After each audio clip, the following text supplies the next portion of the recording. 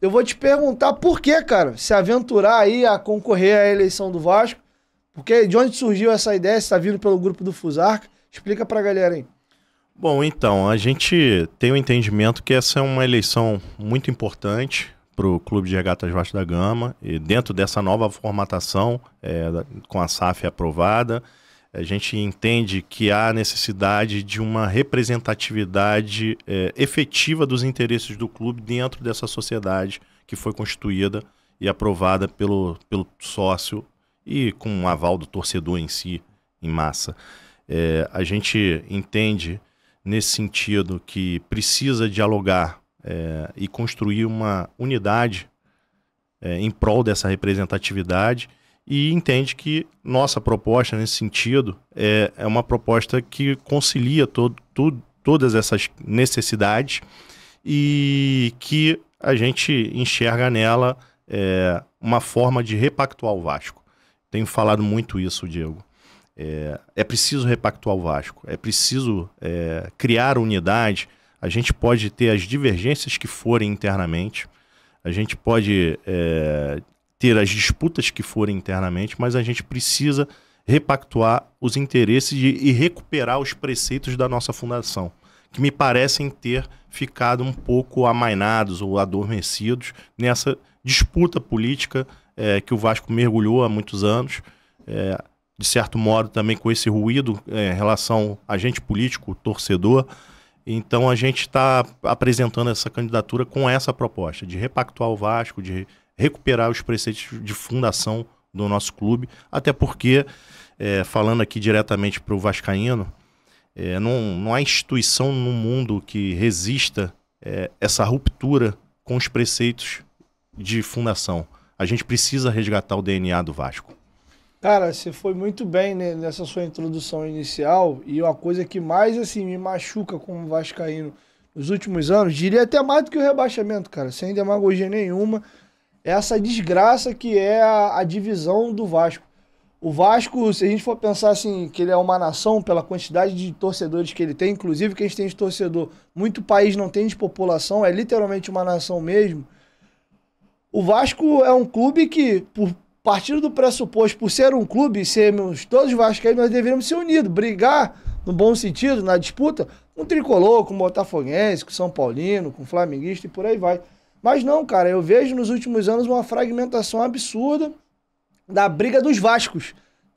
Pegando, por exemplo, a última eleição, é o Vasco do Leven, é o Vasco do Salgado, é o Vasco do Júlio, aí surgem as cores do roxo, do amarelo, é o Leleven. Então isso me irrita de uma forma assim absurda.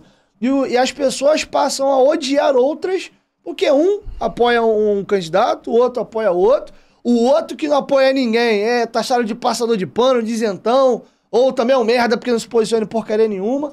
O Vasco virou assim, cara, um negócio muito escroto, desculpa o termo, o linguajar, e eu uso muito nos meus vídeos uma passagem bíblica, eu até sou cristão, que isso pra mim é claro, você falou muito bem, por isso que eu gostei da sua introdução. Uma casa dividida, ela não subsistirá. Não tem como um clube rachado, um clube dividido, que as pessoas internamente se matam e jogam contra e tentam puxar o tapete o tempo inteiro de quem tá no comando, seja ele quem for. Essa prática no Vasco muda, aliás, persiste, mesmo mudando os agentes políticos da cada 3 anos na presidência. E eu não vejo muito futuro nisso. E aqui eu vou aproveitar um tema que eu acho que isso que você falou de unificar, talvez, de novo, assim como aconteceu há 100 anos atrás, o mundo esteja conspirando e nos empurrando, quem sabe, para um pacto e para uma união. Porque foi muito bonito ver o evento na Barreira ontem e eu tô começando a ver algo no Vasco que eu não via há muito tempo. Que seja por uma questão que foge a institucionalidade ali das 4 paredes do clube, que é um advento externo, que é fechar a nossa casa, nos proibir de jogar no Maracanã. Eu tô vendo o vascaíno, pelo menos por agora, deixando as suas diferenças de lado e vamos todo mundo abraçar o Vasco porque ele tá precisando. E eu torço muito, Léo, que isso se estenda e que não seja por uma situação de ocasião, que de fato a gente possa ver isso voltando a acontecer no nosso clube. Eu queria aproveitar e te perguntar, como é que você viu essa semana que passou, as 2 últimas semanas, com essa questão de Maracanã, vai jogar, não vai, eliminar, derruba, vai pro mandado de segurança, aí São Januário tá interditado pelo Ministério Público. Queria te ouvir Até aproveitar sobre esses temas. Pô, interessante o tema, ô Diego. E a verdade é o seguinte, não poderia, falta até palavra para elogiar a ação da torcida. Eu acho que é exatamente esse espírito. Esse é o espírito do vascaíno. Diante da adversidade, dos obstáculos, ele se juntar para enfrentá-los. Foi assim que foi o preceito de fundação que eu acabei de citar. Imigrantes que eram achovalhados, se juntaram e criaram o Vasco. O Vasco, vencedor no futebol, teve lá, quando tentaram segregá-lo, se juntou e enfrentou. Se juntou e fez São Januário.